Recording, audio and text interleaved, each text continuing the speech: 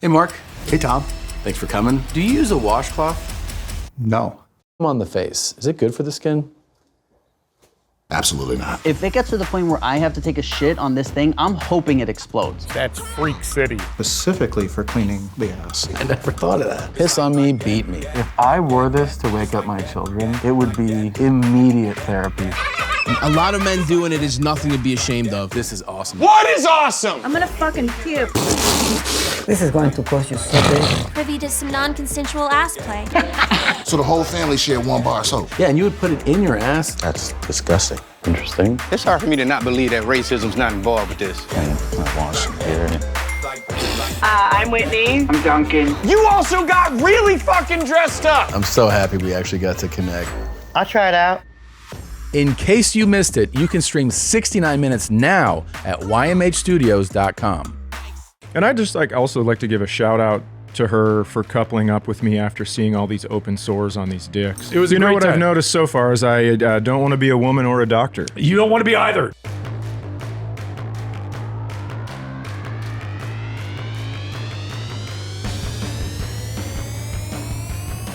Welcome to Dr. Drew After Dark. Please be advised that Dr. Drew After Dark may contain sexually oriented content and be unsuitable for young children. Hey everybody, welcome to Dr. After Dark. Guest today is Chad Daniels. New special Mixed Reviews available on YouTube now. That's right, that's what I'm talking about. Thank you back there in the booth. They're important fans. They reflect everybody's feelings. Latest album is 12th Night, premiered in October of 21, and appreciate you being here. Thanks for having me. You are a friend of your mom's house, and yeah, it's been about a year since I've been on, but good to be back in Austin. Good to have you. And your partner, your girlfriend right now is a friend of ours, Kelsey Cook. That's right. Who is someone I've had on a couple of times here for various reasons. Okay. And I've played foosball with her. Best of luck. You know, I always thought I was if you guys don't know, Kelsey is like a nationally ranked foosball player. Yeah. And if you didn't understand, there is such a thing. Yeah. And that her parents were professional foosball players. Right. Are they still? Is there such a thing? Yeah. Still? Yeah. You don't age out at a certain So point? her mom is in the International Hall of Fame. It's wild. And you see Kelsey and you go, oh, she's too pretty to be good at stuff. And then you play her and then you lose. It's not just that she's too pretty to be good. It's that you can't beat. She fucking slams that ball past you like with violence. Yeah. She's too pretty to be that violent is what it is. And it's like, yeah, I get that she has skills, but no, the ball just practically blows through the back wall of the board. Yeah, it's intense. And when she moved to Minnesota last year. Fury, there she is. Absolutely. Yeah, so she moved to Minnesota last year, and as a thank you for moving to where I live instead of me moving to where you live present, I got her a foosball table, and what a mistake that was. Oh my God, is she up there? I mean, she just dominates me. It's like I just bought something to be bad at. You know, if you look, you'll find me in that one of those episodes. It was a few years ago. And again, I thought I was like an okay player. I finally just like, I'm going to walk away. This is ridiculous. Well, there you go. So, yeah, there we are, Wrist of Fury. That's actually where we met. The first time we ever met was on her show, Wrist of Fury. Oh, that's interesting. Yep. Yeah. And so I was in a relationship. She was married. Nothing really. I mean, we just like met, did the thing. That was it. Friendly. Yep. I mean, yeah. like and got then along, and obviously. then now that we're together, and we started a podcast that just came out today, and we're getting messages like, I knew this was going to happen. We could tell on that first episode. She was smitten and you were nervous and like all this stuff. And then you go back and watch it and you're kind of like, oh, maybe. Yeah, so everyone's like, the chemistry was outrageous. Everybody knew before you guys did. Oh, that's interesting. Mm-hmm. What's the new podcast called? It's called Pretend Problems. Pretend Problems. Yeah. And it's about your relationship? It's, just about our relationship and how sometimes people will, start fights just to even out the power dynamic in a relationship, stuff like that. But it's, we just bought a house. It's really about all of it. On the road, living together, relationships. We like stuff, Kelsey, so I do too. We sign off on this one. Yes, I do too. So. And it's good. And she was from, where's she, Florida or something? Washington. Washington State? State, yep. So this isn't that big a change for her, but it's certainly a big change from Southern California. Right, yeah. So she was in LA and then moved back to Washington and then from there moved to Minnesota, which it is tough. She moved in January and it was really cold. No, we don't. You have to appreciate, if you've not lived in like the Upper Peninsula, Michigan or Alaska, you don't really understand Right. what you guys live with. I was up there visiting a college, and it was with the wind chill 52 below zero. Yeah. And it was this thing where you can't go outside. If you go outside, your face begins hurting. Yep. And you can't take a deep breath. You just can't. Right. It'll freeze the sacs in your lungs. It's pretty wild. So we had a polar vortex a couple of years ago, and it got down to 77 below zero with wind chill, and they had to cancel school because like your eyeballs will freeze. Yeah, if well, you're you out can't there get a too long. car started. Right. You can't get around. It's miserable. You touch a doorknob on the inside of your house, and it burns your hand. Yes. It's wild. Yes.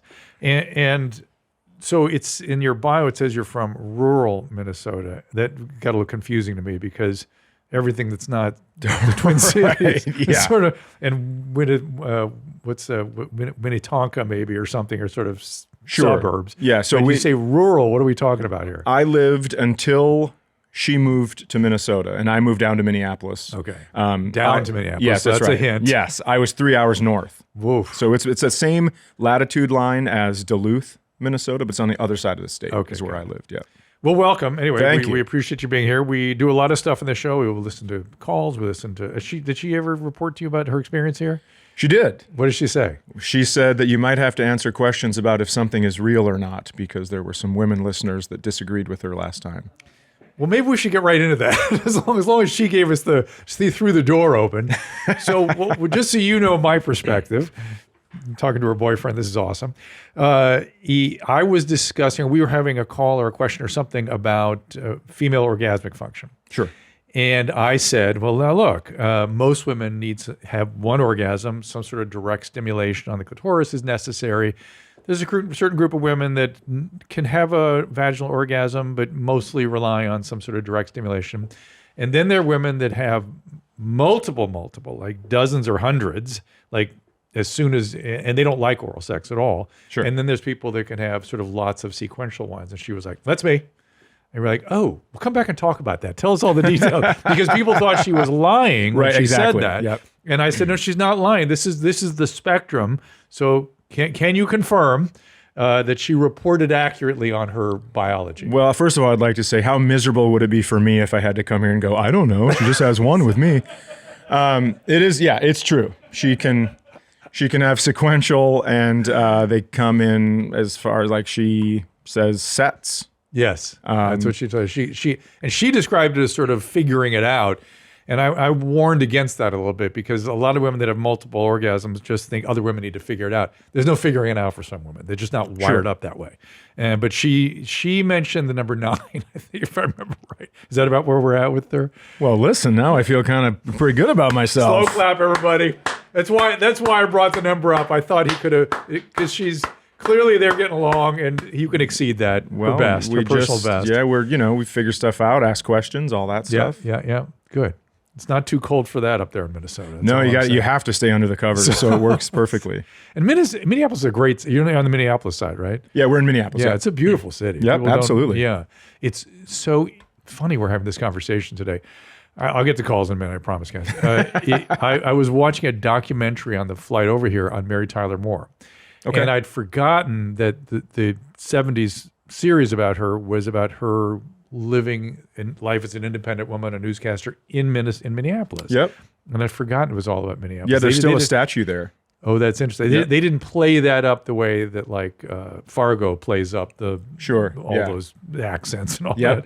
But it's interesting that Minneapolis played a really prominent cultural role at that time. And I don't think of it as that kind of city at all. Well, I think it might be just because it's right smack dab in the middle of everything. But it's not Midwest. It's Northern Plains. It's different, right? It is. I mean, we call it Midwest. But yeah. Cincinnati calls themselves Midwest, and that's in the Eastern time zone, which is absurd to me. Me too. But Ohio is, at least those are Midwesterners, I would identify. Sure. The other thing I noticed when I was driving across country with Minneapolis, it was the first city so at least when you drove north, it was the first city where the streets were wide all of a sudden. Mm-hmm. Like it was planned for the automobile, and it was planned for traffic. And you go even in Chicago, Illinois, and Ohio, the cities themselves have small streets that are windy and don't make sense, like more for a horse. Well, I almost think St. Paul, which is they call them the Twin Cities. Yeah. St. Paul is like that. They have the skinny roads. Oh, it is. But Minneapolis has the big roads, kind of like they call it the Little Apple. So I think it's it's built on a grid similar to New York. And I noticed Milwaukee has sort of become like Minneapolis, which it didn't used to be. I haven't been in a long time. It's a lot different than it used to be. Okay. It's very interesting. All right, so tell us about your comedy special and where they can find it, and what's in there. So December 3rd, I recorded 2 specials in one night. I did 1 hour on the early show, and then we kicked everybody out and changed the set, and I changed my clothes, and I came back on and did a whole new hour. And so the first one, called Mixed Reviews, is out on YouTube. Okay. It's cruising. It's got some steam, so that's good. So it's I call it Mixed Reviews because I kind of poke fun at everybody on this one, and I'm not normally like that. I'm pretty family-oriented comedy. I mean, not like clean, but it's about my family. And so this, I took a little sidestep, and just because of all the stuff that was going on.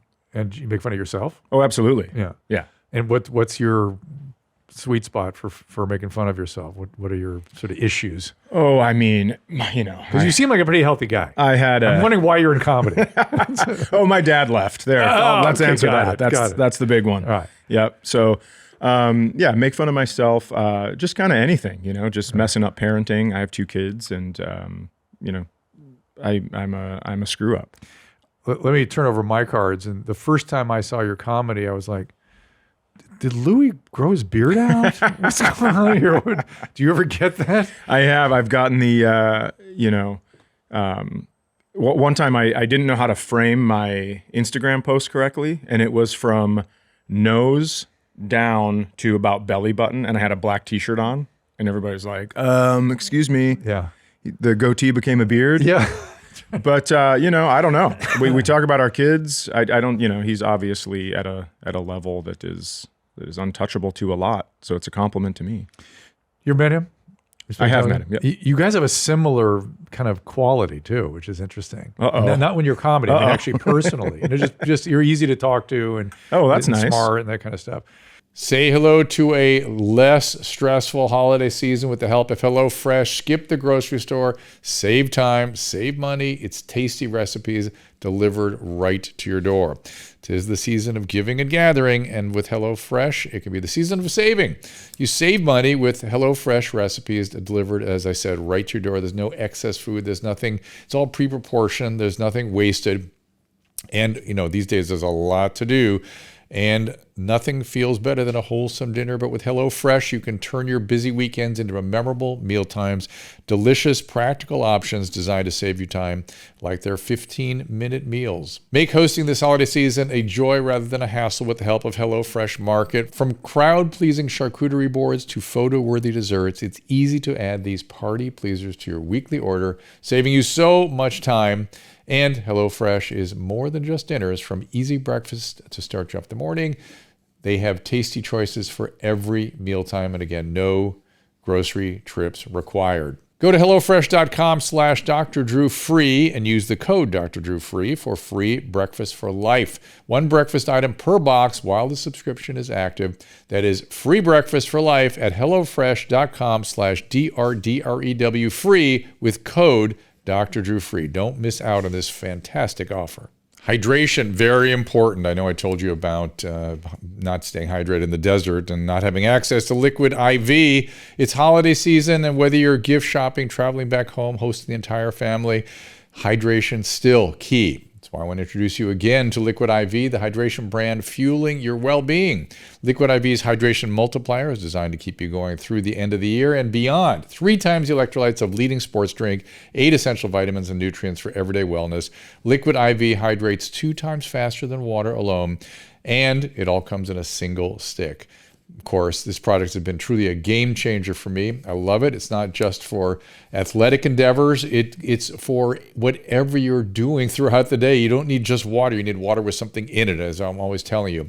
And of course, the single stick packaging is unmatched. My favorite from the sugar-free line are white peach and green grape. Lime, the lemon lime, zesty and refreshing. And 1 stick of Liquid IV and 16 ounces of water hydrates better than water alone, as I've said repeatedly.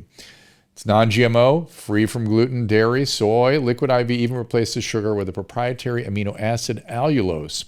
Now, here comes an exciting part. You can grab your Liquid IV Hydration Multiplier, sugar-free in bulk nationwide at Costco. But there's more. When you visit liquidiv.com and use code Dr. Drew at checkout, you'll get a fantastic 20% off anything you order. That's right, 20% off, so don't wait any longer. Shop Better Hydration today at liquidiv.com and use that promo code DRDREW. And so when did comedy find you? What? I mean, very, very young. So I have a mug that I made with my mom's cousin who's closer to my age. But we, when you write on the mugs and then put them in the oven and everything stays, I wrote that I wanted to be a comedian, drew a stick figure with a microphone, all that stuff. You're how old at that point? I was probably 5. Do you remember those sorts of fantasies? I don't remember that, but I remember wanting to be a comedian. Anytime the teacher would leave the room, I would get up on the teacher's desk and try to make kids laugh. On the desk. Yep. Did you have a cartoon or something you saw on television that got you? Not really. I would just kind of do, make fun of the Oregon Trail. That's how old I am. And then in sixth grade, we had a John Fox cassette tape that was going around school. And so then I kind of memorized those bits and I'd get up and do that. It is interesting how kids that like comedy memorize comedians stuff. Yep. So when I was a kid, there was a lot of memorization going on of Carlin and Pryor. Sure. Just complete albums. People would they just spill them out. Yeah, we had Eddie Murphy Delirious was a really big one going around. Yeah. And did you just start doing open mic, that kind of thing? Or just so I didn't do it until I was 23, and I got signed up. Did you go to college first? I tried college. Where'd you go to? I went to just a community college where I grew up. Didn't take, and then I went down to Minneapolis, tried some things, and nothing really stuck. And then finally, I had a 6-month severance package from the company Xerox because they'd let me go. I was just working as like a copier, really. And then it's kind of comedy by itself. Working at Xerox as a copier. Yes, I know. It's like, okay. It's pretty. So then. I mean, like, as though anyone knows what a Xerox is anymore. To be fair, that's they true. may not have catch the That's joke. what I have to explain. Yeah. So then my buddies brought me to an open mic and signed me up, and that was it. And just kept going from there. Yeah, and so now anytime I'm on vacation or in a really nice place doing comedy, I send those guys pictures and say thank you. How long ago was that? 25 years. Wow, amazing. Yep. Well, we've switched over to live calls. So here we go. This is Dominique. Is it Dominique? Is that how you pronounce it? Yes, it's Dominique. Okay, Dominique, what do you got there? 37 years old. What do you got? I just had some questions about testosterone cream. Okay. My OBGYN, I recently went in, gave blood panel because I suspected my testosterone was low, and I got my results, and it was like less than 3. Woo. So she went right? So she went ahead and put in a prescription for me for a compound cream, which I'm actually going to be starting this weekend. Okay. And I was just wondering if there is any other supplements or vitamins or anything else I can do that would help aid in the process of getting my numbers back up. Are you on any other medication? No. No, Not right now. No birth control pill. Not anymore. I was on birth control for 17 years. Uh-huh. And I got off. I got my tube tied. I lost an ovary. And I guess some of that might have had something to do with it. I'm not sure. Are you also perimenopausal? Have your ovaries sort of shut down? Were your estrogen levels low also? You know what? They didn't check that, which I thought was weird. It is they weird. Only checked the testosterone because that's the only thing I brought up. So I thought maybe they would have did all of them. So the only thing that testosterone. I'll tell you what, the only thing that bothers me about this is that they didn't do any kind of diagnostic workup. This troubles me when doctors just go, there's a low lab, we're going to raise it up. Like, why do you have the low lab? Why is there low testosterone? Right. And an easy thing with you would be that you've lost an ovary, you have one left, maybe it shut down a little prematurely for whatever reason. That should be looked at too, but okay, it's going to be just perimenopause or early menopause. And your estrogen, your pituitary gland should be responding to that, trying to drive your ovaries, and low testosterone can be part of it. on one hand, I'm happy that they checked your testosterone because a lot of doctors ignore testosterone in women, and it is very, very, very important. Were you having some symptom that led you to believe that it was low? Like the number one thing was the lack of drive. But then I also noticed I was having thinning hair, my energy levels weren't what they used to be, my mood, like depression. I wasn't sure if the depression was actually depressed. Okay. So you're I'm gonna speak for you because you were kind of fuzzy there. So you're having depressed libido, no sex drive, depressed mood, you were fatigued. All that stuff for sure can be perimenopause, can be low testosterone, and it will get better. That's the great news about taking the testosterone. It will really all get better. But please also look at your estrogen and progesterone and how the pituitary is responding to the low levels, if indeed they are low, so you can really get a proper diagnosis here. And you might want to see an endocrinologist just to make sure the whole thing is kind of looked at. I would go ahead with the testosterone really because you're going to feel so much better. One caveat is it can make, was your dad bald? Yeah. It can give you a little male pattern. Both of my brothers. It can give you a little male pattern balding too if you get a little too much going. So you want to be careful with that, okay? You're also gonna bring your hair back too. For some women, the hair comes right back. So anybody involved with anybody on hormone replacement therapies? No, but I was thinking when she said her hair was thinning right now, that seemed like there was almost testosterone involved in that. Because isn't that what happens? It can, but also low estrogen can do it too. So some women, when they get on proper replacement, it all comes back. My wife is on some testosterone replacement. It's made a huge difference for her, but her dad's bald. She got a little bit of balding, and so she hates that. But she feels so much better that she's willing to go through all that just to feel better. But, look, there was a period. One of the things that just drives me insane when people in my profession talk about the standard of care. It's the standard. You have to do it. It's the standard. The Women's Health Initiative back in must have been the 90s now, was this giant study that was deeply flawed, and it wasn't picked up on until years later, that set a standard of care that you were not allowed to give women hormone replacement therapy. Okay. In fact, I remember pulling all my patients off hormone replacement, and the powers that be, the professional societies, were just pounding on us saying, you're no better than a witch doctor if you leave your patients on this.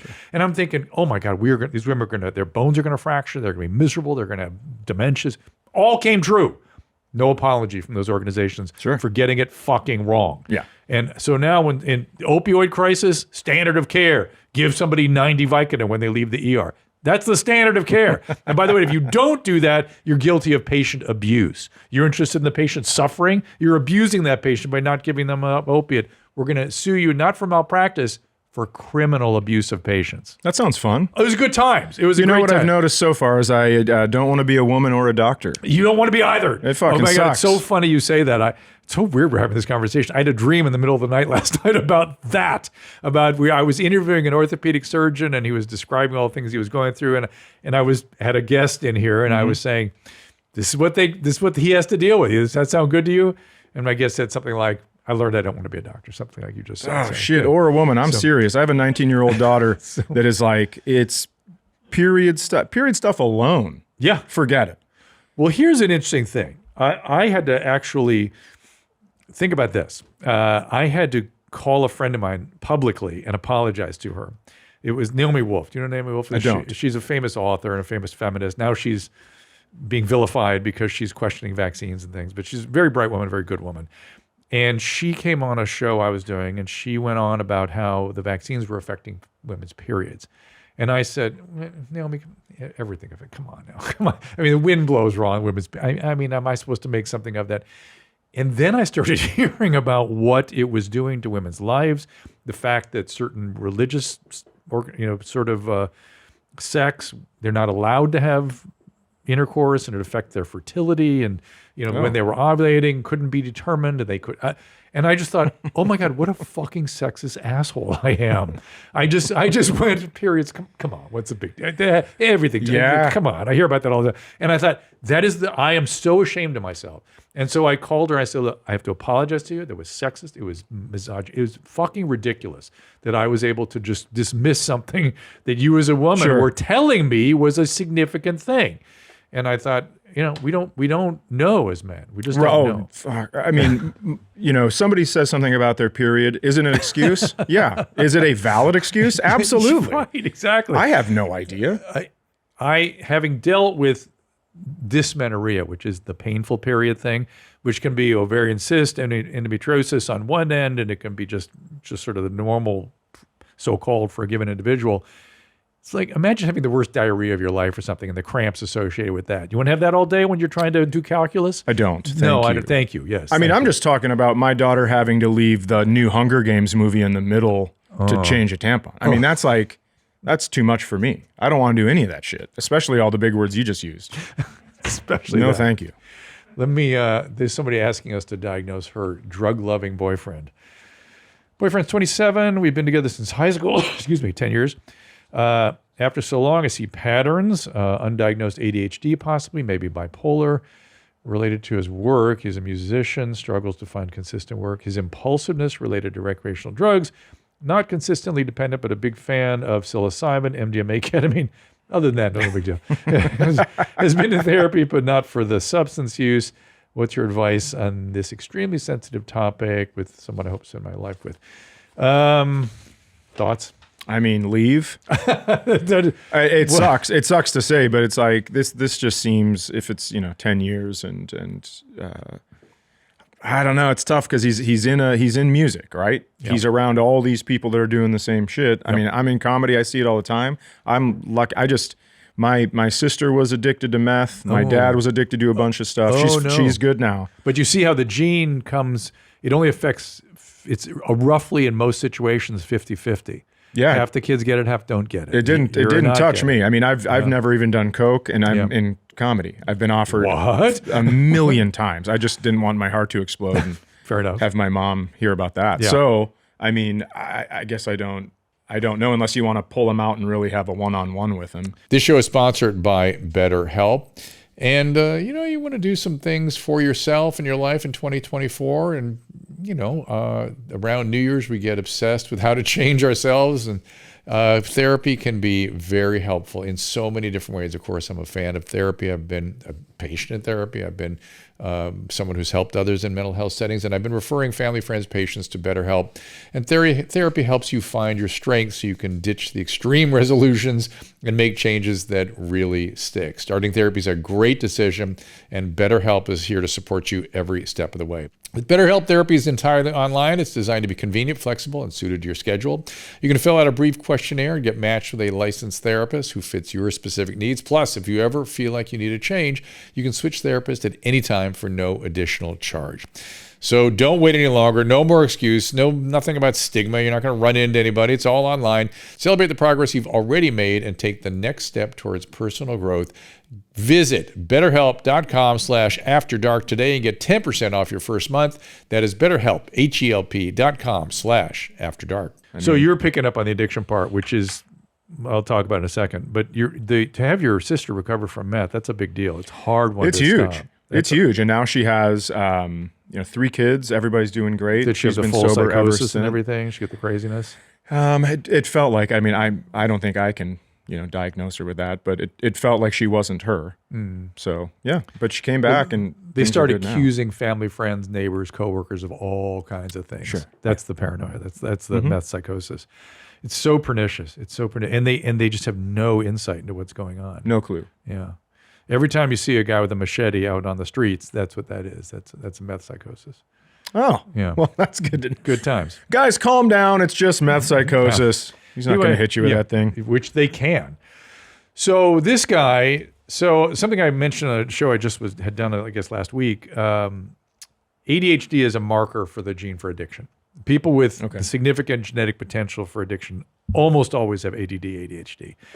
Also, that can be a sign of trauma. One of the dirty little secrets about this diagnosis, ADHD, is that people that have childhood trauma also have later ADHD symptoms. What kind of childhood trauma are we talking about? Really, physical abuse, sexual abuse, neglect in childhood. Like Okay, real gotcha. trauma, big T Gotcha. trauma. Okay. But just having the gene for addiction is also a setup for this. Mhm. And so I see these guys that have this sort of early stages of drug addiction, like her boyfriend, getting put on stimulants all the time, and then they're good for a few years, and then boom, things go bad. Sure. And they're lost to follow-up magically. So you want to be very careful with stimulants. I would not treat somebody like this, for sure not with psychostimulants. And I'm not sure I would use anything in somebody that's actively using all these substances the way he is.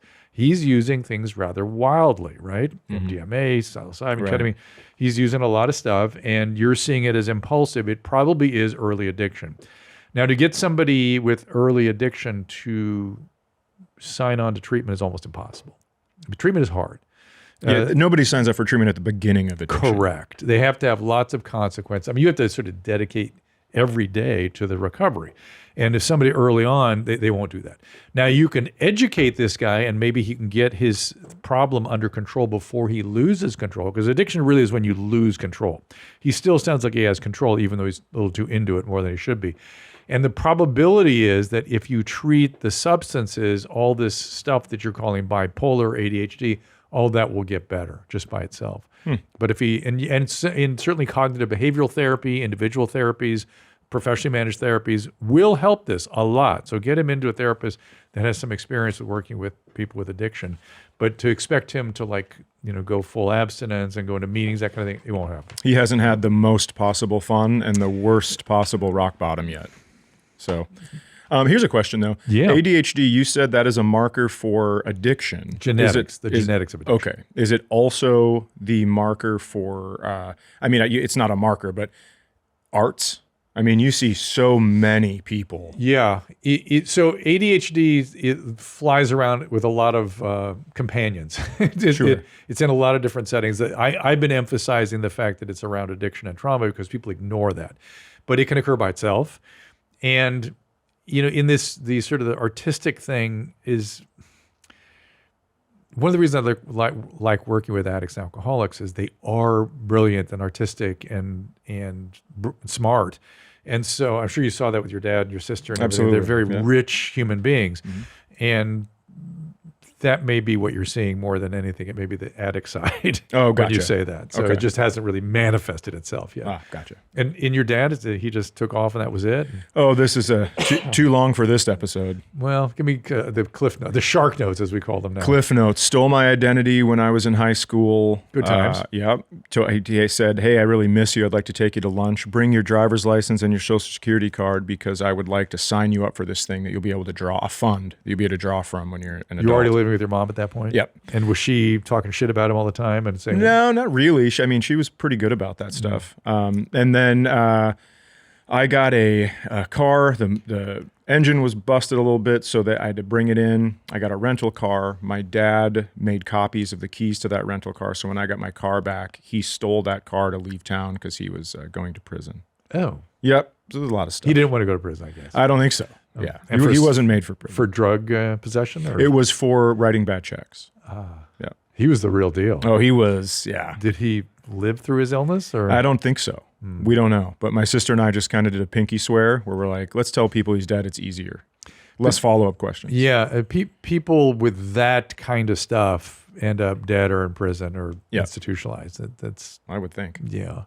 Oh, it's had. And your mom? My mom. So here's what I always say. I think people get from both parents, you get a total of 100 points.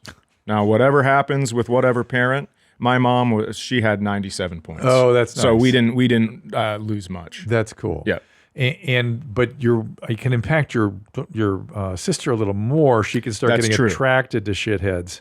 Was she doing a bit of that? I don't know if she was. I mean, it definitely affected her more because she got the genes. She got the genes. Right. And I think it's what is it? Daddy's Little Princess and a Mama's Boy, right? So when he left, if my mom would have left, who knows? Maybe something would have happened to me. But, and she was younger, right? I was at that age. I was, he was kind of in and out from 15 to 21, but I was at that age where I was like, I don't want anyone telling me what to do. Right. I want to be the man of the house. Yes. So when he took off, it was like, all right, great. Yeah. More freedom. But I think for her, it was like, oh shit. I've been dad's abandoned. Right, He doesn't exactly, love me. He doesn't exactly, love me. right. But that women will sometimes try to solve that by being attracted to same kind of guys. I've seen. Yeah, So she went through that cycle. I think with a couple, but good. It's not too bad. And now that she's in recovery, I assume recovery, full deal. Yep. And does she have more compassion for her dad because of that, or does she even angrier? Sometimes it can go either way. I think we don't talk about him much, but I think she has some compassion. Because sometimes people in recovery just go, "Hey, I got well. This asshole could have also." Instead, Well, he called her for the first time. He hadn't talked to her in 4 or 5 years. She was in recovery or in rehab, and he called her and he was like, "What the hell are you doing?" And she was like, "Well, what the fuck are you doing?" It was very strange that he would call to judge her in rehab. Well, it has the potential of bumming his high, because she'll see through his bullshit. No. They get very scared about that sometimes. And so, well, I'm glad that I didn't have to figure that shit out. And just one treatment for her? That's kind of unusual. 2. Okay. Yep. Even that's unusual. Yep. For meth, it's usually multiple. Yeah, but she, the second one really stuck. Did she stay for a long time? She was there for, probably 6 weeks. Was she in Minneapolis? She was in Minneapolis. City Center's right there. Did she go to No. Hazleton? Oh, I just drove by it, and I can't remember what it's called. It was not one of the Hazleton programs. It wasn't that. It was another big one, though, where sometimes celebrities go to it. I can't remember what it's called. In Minneapolis? In Minneapolis, And not Hazleton? Another big one. I didn't know. You want me to look it up? No, I'll take your word for it. We can do it maybe afterwards. That's just interesting to me. I don't think about... I got one of the reasons I got so pissed that Prince died. I'm like, you have world-class treatment. Right, exactly. You could have thrown him in the back seat and taken him 10 yards up the road. Yep. That's so ridiculous. Mm-hmm. Oh my God. Anyway, we'll keep going here. This is Saul. Let's talk to Saul. Saul, what's going on? Hey, I got a question about thoracic tunnel syndrome. So I had an accident on a four-wheeler. I broke a collarbone and got an internal fixation. So hang on, Saul. Ring finger. I'm gonna translate some of this. So he broke his shoulder, the collarbone.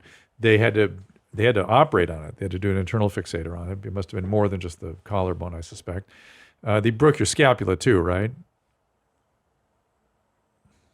No, Okay. Just the collarbone, but it broke in like 5 pieces. I see. So they had to glue it plate together. and 7 screws. Got it. And he now has something called a thoracic outlet syndrome, which is sort of blood supply. If you raise your arm up, the blood supply is not as good as it should be. You get nerve compression, tingling in your hands. Oh, so the blood's not making it to the fingertips. It's not that so much. Really, what bothers people is the tingling and the pain they get from the nerves. Okay. So what's going on?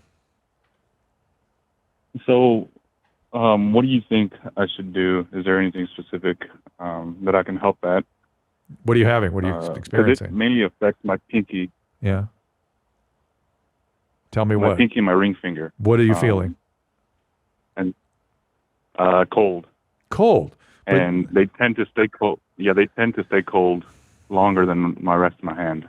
Right. But it doesn't burn. You don't feel a burning or searing or anything like that in your hand.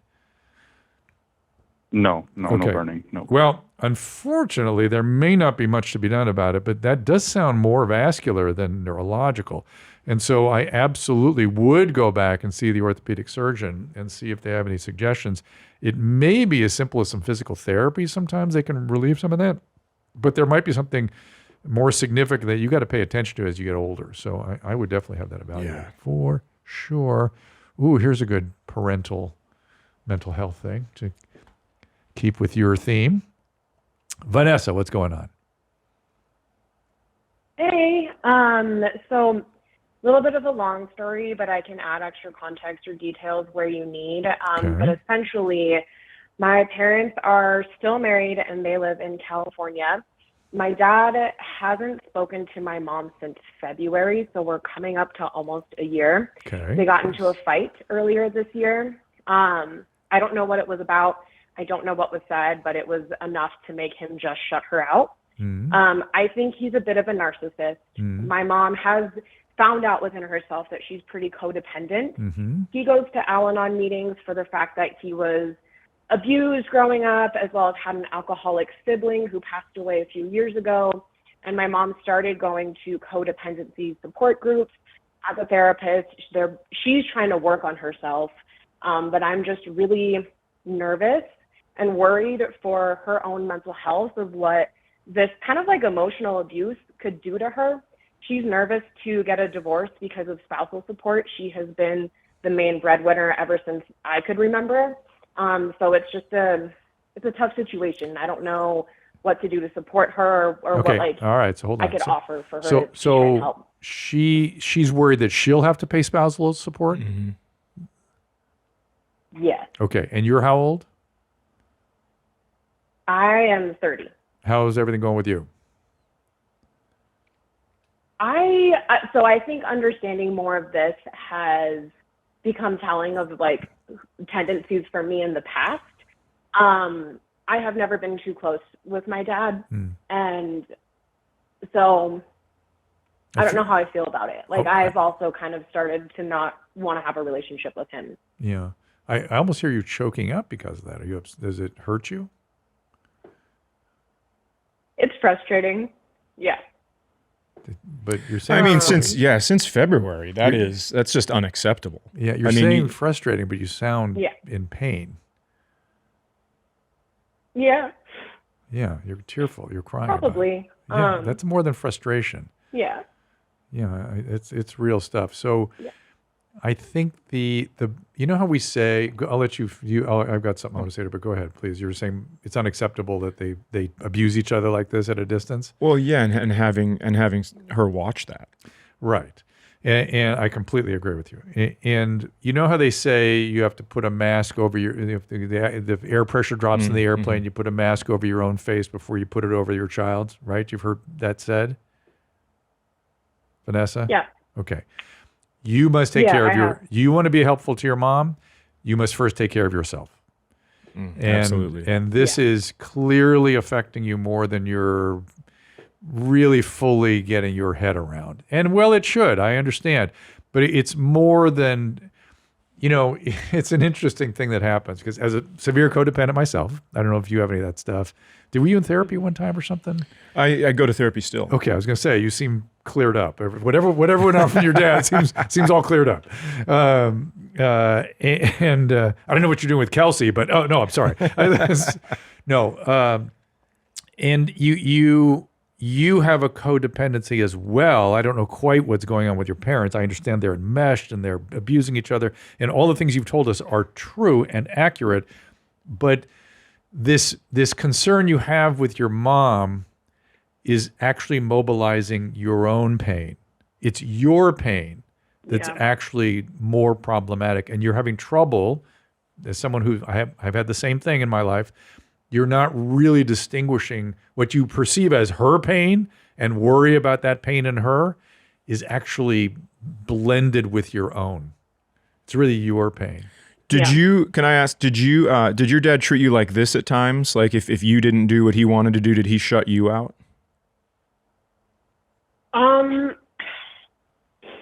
Not a ton. We have never really been close. I think the only time where I think I was a little bit shell-shocked by him treating me any sort of way was, and I don't know if this sounds silly, but when I was 16, my mom bought me a horse, and so I was so excited about it, wanting to spend all my time at the barn, and I remember him yelling at me one time, being like, "It's like you love that horse more than us," and something like that has always stuck with me. He's never been supportive of me pursuing that until a little bit recently when I think he was trying to be like a better person, but I don't look to him as a father figure. Sure. Well, first of all, I would say it's not silly. It maybe seems silly because you're 30, but that happened to you when you're 16.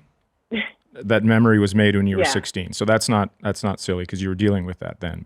And it's a reason you remember it. Yeah. Yeah. A long time ago, and you still remember it. Yeah. Mm-hmm. And it is sort of stunningly non-empathic. Rather than sharing in your joy, he's worried about you not attending to him. As a 16-year-old, what a fucking asshole. Yeah. Excuse me, but I'm sure you love your dad, but that's assholes territory. And it makes me wonder, was he also drinking? Did he drink too? No, he didn't. He never drank both my parents never drank when I was little. I don't know what he did beyond that.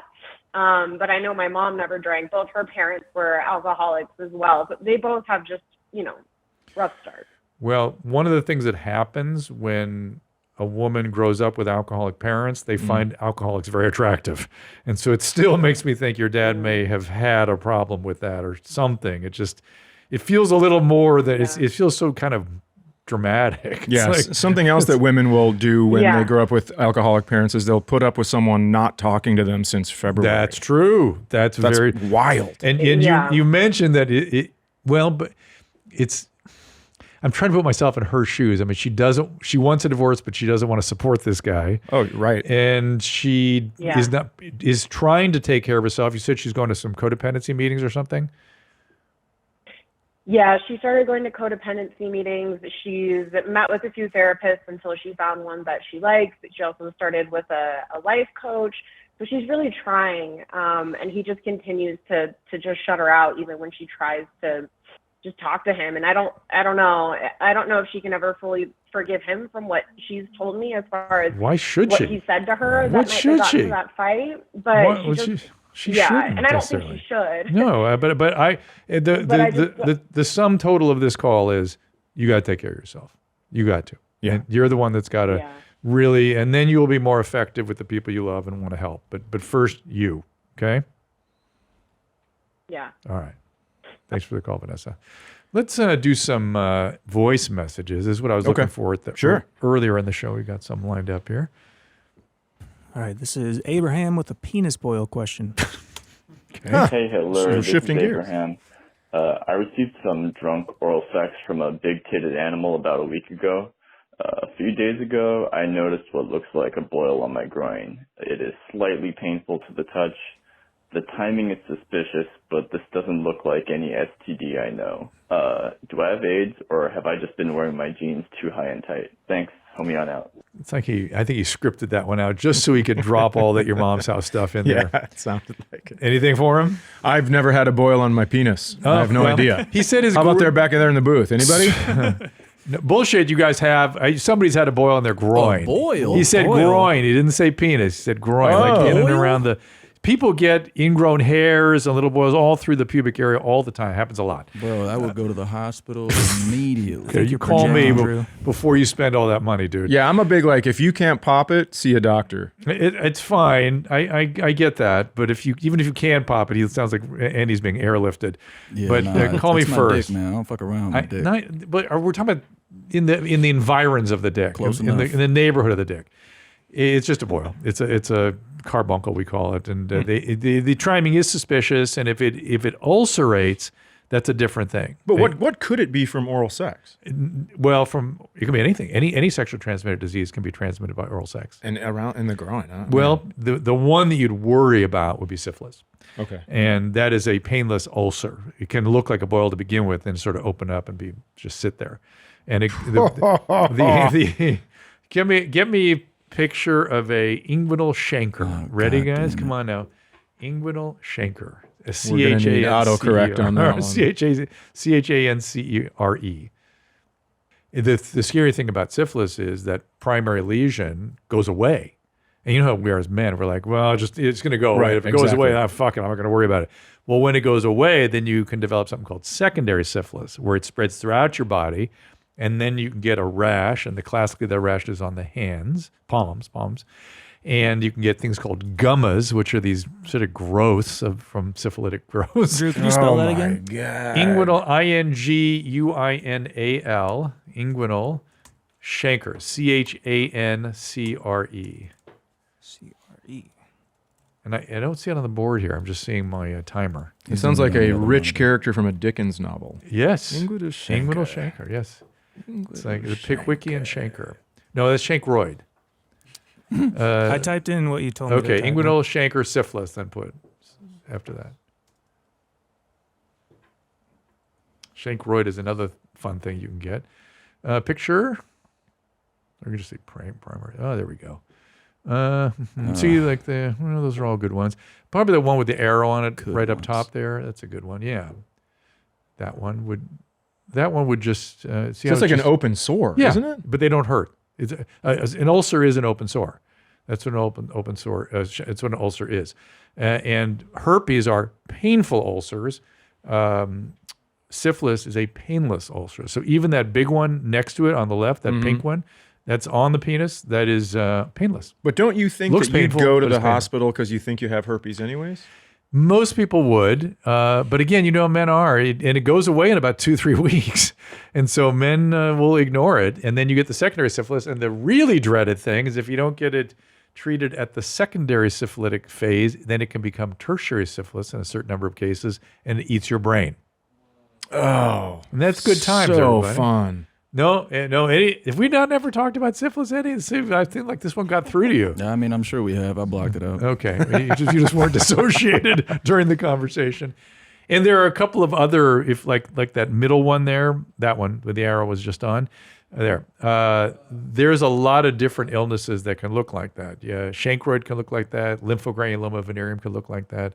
Primary syphilis can look like that. That one almost looks like it bridged across where it would grow when you get hard. The corona there. It's just destroying everything. But it goes away. Wow. It goes away. And it can occur in your mouth if you've had the contact there, like if it caught that during oral sex. And syphilis is on the rise, everybody. Good time. I'm telling you, there have been some, I'm going to bring it up again. I brought it up last week. There have been some research lately that you can take an antibiotic every day and it will prevent this. And much the way we give PrEP to prevent AIDS, you've heard of this? We give these antivirals every day, or shots now, we can give that. And it prevents HIV from being passed. You don't get it, if you're exposed. And the same thing is true of all those sexually transmitted diseases just by taking a tetracycline every day. Well, Kelsey, we talked about her earlier. She was taking an antibiotic for acne, and she took it for too long, and it ruined all the good stuff in her gut. She got a small bowel overgrowth. So now she can't. That can happen. She can't eat a lot of things because of that. So it's called SIBO, S-I-B-O, right? Small bowel intestinal bacterial overgrowth. Look up SIBO, Got me. S-I-B-O. By the way, I'm not signing off on Kelsey having this.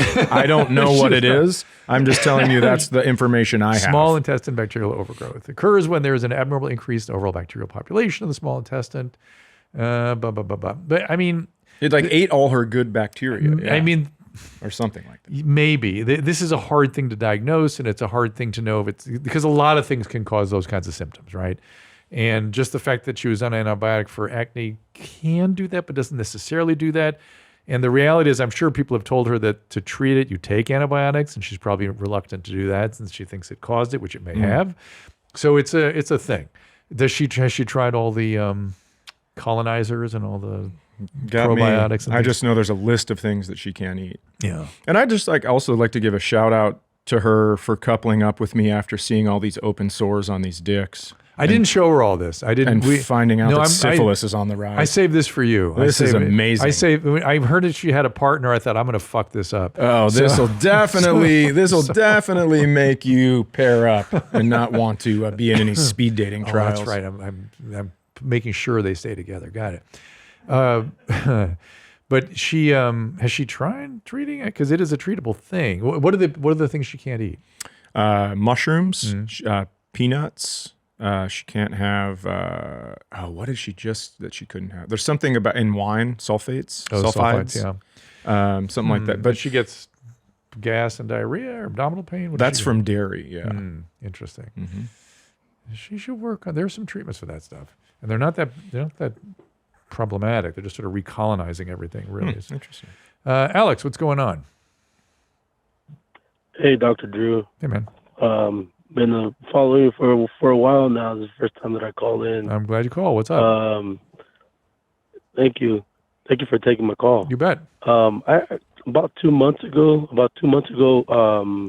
I found a lump on my right testicle, and I went into the doctor. They sent me to a specialist, and they came to get CAT scans or X-rays or something, and came back benign. Good. But there was an accidental finding of a lump, a tumor right underneath that one. Oh. Yeah, and my doctors they're concerned about it. So they sent me to a specialist to get it checked out. Okay. And he gave me two options. The number one option was to get it removed, to get it and then get it sent to the lab to see if it's cancer. Okay. And option 2 is to just wait it out and to see if it'll grow. And, you know, just keep an eye on it. Yeah. And he doesn't want too much to remove it. Okay. Because he does, you know, it's going to mess with my testosterone and all that. I don't really know what to do. So when you say remove it, they're going to have to take the whole testy out? They can't just take part of it? No, he told me he would have removed the whole thing. Whole thing. Well, it sounds like he's not anxious to do it. I would follow their direction. Look, if it's going to grow, you'll pick it up. These things are a problem when they get away from you. I have prostate cancer, right? And when I was first diagnosed, I went on a surveillance for like 3 years before I had it removed because it was still small and it's still slow growing, and I really wasn't ready to have a big operation. I didn't want to, and so I didn't. And as long as you stay on top of these things and it's the recommendation of the surgeon that that's an adequate way to monitor it, then I would just do that. Okay. Yeah, my concern was if it would spread or well, of course it go can. to other places. It can, and that's what you want to watch for. You're the probability of it being a cancer that would spread without growing locally, probably less than 10%. And if you want to get it out, do so. I mean, it's probably going to have to be taken out anyway. That's my prediction. But if they're willing to monitor it in the meantime, I mean, you're not going to lose very much. You're just very fortunate to have found it. If down the road, my doctor, I mean, she's not happy that I'm in that, but she's happy that they found it. Right, that's right. And they only found it because they did the other. Yeah. Yeah. So if it gets to that point where I have to remove it, he told me the only thing I'll be suffering from is I would have to take testosterone, right?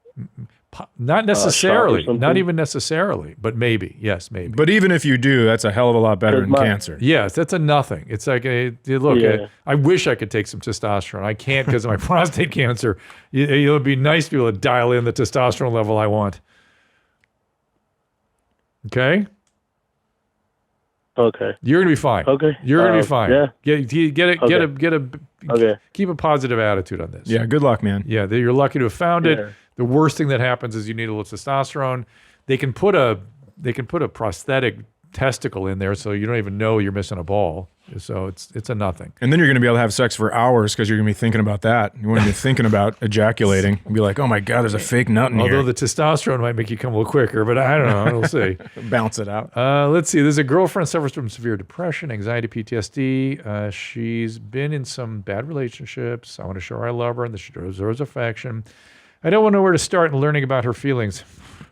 We do talk about it as much as we can. It helps a lot that we both have great communication, but what is bothering us, when something is bothering us, we talk it out. Any good references help me understand more would be appreciated.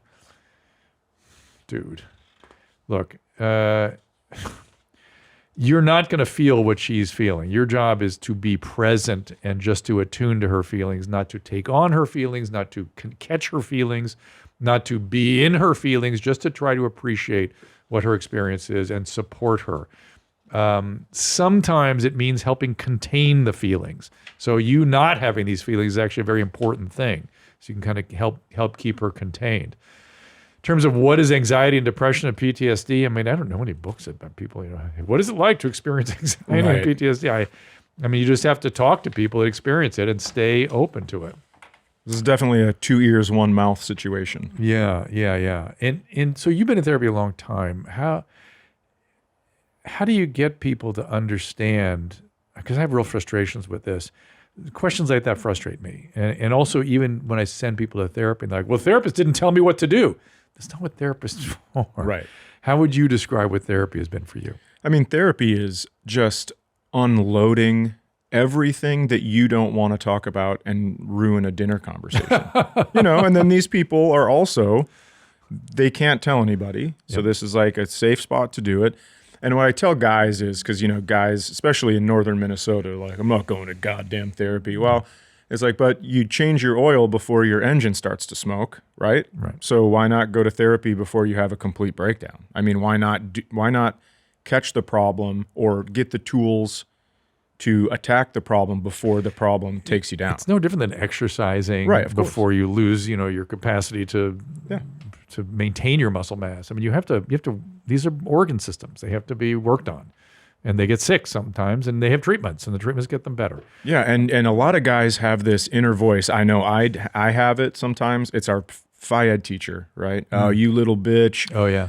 This, you suck at this. Phy-Ed teacher? Physical education. Oh, PE. yeah. Oh, yeah. Yeah, it's your coach. It's your coach. Yeah, but yeah. Take an E, boys. Exactly, right? So that's the inner voice, and then that just helps you because I've done so much of this stuff where it's like anytime you call yourself a bitch or you tell yourself you suck, your brain remembers it and it writes the next day for you based on that information. Let's talk about it for a minute because it's an interesting territory to me, which is that on one hand, that's absolutely true. You don't want to have all that negativity carrying around. On the other hand, I don't like people that don't have some of that inside them. Well, I'll tell you, that's my biggest complaint the whole time is like, how are you going to get better if you don't have yourself pushing you? Or somebody calling you a pussy or a shithead once in a while. And so you can at least stop and go, oh, am I? Let me look. Let me evaluate. Let me look. And if you're not, good. Yeah, but, you have to shake the tree a little bit. Yeah. So I always worry when we say that, don't listen to that inner voice. Well, no, don't let the inner voice rule. Right. And don't let it ruin your day. But take a beat. I mean, sometimes you are an asshole. Yeah, and it's okay. Yeah, I mean, you need the corrector, but for me, it was nonstop. That's not good. That voice was the response to everything. Was your dad that way? And sometimes. Yeah, I think it was just me trying to, push myself in the direction I wanted to go. Because once you're out of high school, or once you don't have a coach or a dad, I mean, did you play football? Did you? When I was younger, yeah, much younger. Yep. High school. Because I've noticed that, I don't know, people that don't play organized sports where males particularly, when they put their bodies at risk on behalf of their peers, it's good for them somehow. And then the coaches that coach in those environments, like my kids were playing soccer for a while. Okay. And the coaches were all dads that were frustrated soccer players. And they were literally screaming at the kids, like insulting, awful things. And I pulled my kids out immediately. I said, we're going to play football. And they were 9 years old. They played tackle football. And their coach was a 250-pound African-American gentleman who's been a dear friend to this day, would grab them by the face back and go, son, I'm trying to help you. And I was like, that's what I want. That's who I want. It's way different than the dads yelling the insulting stuff. You're a punk. Yeah, and I want my kid to stand at attention, and they carried themselves differently. They talked to me differently. I thought that is what I want from organized sports. You want the guidance. You don't want the beat down, the mental beat down. You want the I don't know what it is. It's something. Well, first of all, you want to put yourself at risk for your peers. That by itself is very kind of motivational. It's changing in some way. But having another male, large male, scare you is good. Yeah, that's true. Am I a little bitch? Yeah, I'm a little bitch. And then when he cares about it, when you feel the caring coming through that, it's like that's what I want. That's what I want. Good. Yeah, that's what's missing with the dads yelling "you're a bitch." It's the caring. Yeah. The caring and frankly, it's about them then. It's not about the kids. And this guy was like, he was all about the kids. He was there dedicating his time. Oh, that's great. And I remember I personally, like my freshman year of high school, I had a football coach that just said a couple things to me and it just got through. And I thought, wow, that's extraordinary. That these experiences when you're 14, 15 can shift how you think about yourself and your motivational system. It's important. That's why when people attack football, I worry about it. I think football has a place for young males. Absolutely. So, all right, let's see a medical video before we wrap this thing up here. Ooh. Yeah. Hey, pull my finger.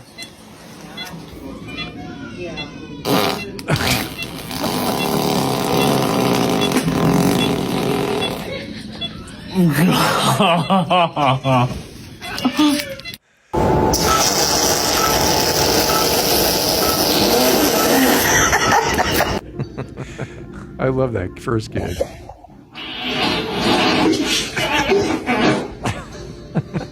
That scared the shit. It scared her to death. First of all, thank you for allowing us to enjoy that. We appreciate that. Was that. amazing. To all the colonoscopy patients. Yeah, they put a ton of air in to inflate your colon so they can look around. And so that usually it comes out sort of before you wake up. Yeah. But God bless them for putting it on video. And how about the guy that has enough conscious awareness after anesthesia to pull my finger? Yeah. It's pretty and good. then flick the tongue. That's pretty good. When I had mine, they said, let us know if you need more drugs, because if you can feel this. And it was not long before I was like, just knock me out fully. Next time, have propofol. Okay. It's beautiful. They just go, you ready? Boom, and you're gone. And then, okay, it's over. Yeah, I'll take that, because I wanted to be there watching the screen. That was a mistake. It's Michael Jackson's Milk. One quick call here I want to get in before we wrap it up. Here's Amanda. Go ahead, Amanda. Hi, Dr. Drew. I know that we talk about alcohol withdrawal a lot. Yep. And I'm not an everyday drinker, but I do binge on the weekends. And I'm just wondering what those effects are, like seizures and so on.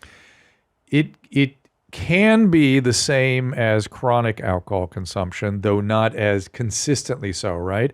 The main thing that people would have, let's say a weekend binge, your sleep will be fucked up for 5 to 7 days. Mm-hmm.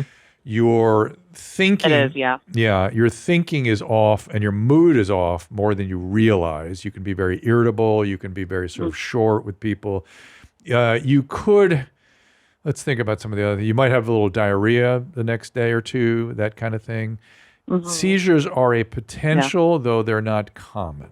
They're not common. So, is there some specific symptom you're worried about? I think it's more of like the seizures. So when I say I binge. So from Friday night, Saturday night, Sunday day, I'll have 750 milliliters of tequila. So you'll consume each day. You'll have a bottle each day. Correct? Correct. Yeah. Yeah. I not only that is correct. That's a good seizure recipe. I got to say, it's a real thing. And one of the problems with the seizure with alcohol is the seizures sometimes come late. They sometimes come when you're feeling better, 5-10 days down the road.